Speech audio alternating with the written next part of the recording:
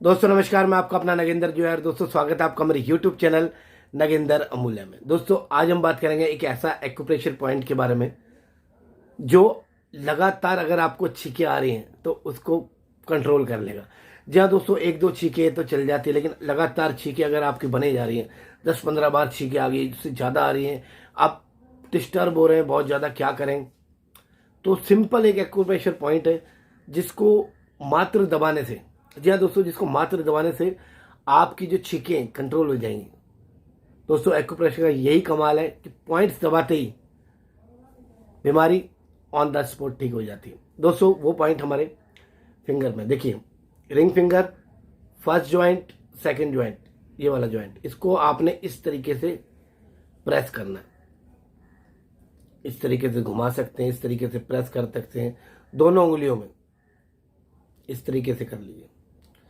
जो भी आपकी छींकें आ रही है, लगातार छींकें आ रही है जिससे आप परेशान हैं कि क्या करें, हाथों हाथ खत्म।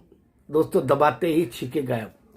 या आप चाहते हैं अच्छा ट्रीटमेंट और थोड़ा सा मतलब आगे इस जीवन में कभी आए ना, तो दोस्तों करना क्या है, पेपर टेप लेके मैं दिखाता हूँ आपको। इस तरीके से पेपर टेप लीजिए, इसको फाड़िए, इस पर मेथी दाना चिपकाइए लाइन वाइज और इस पर रोल आउट कर दीजिए।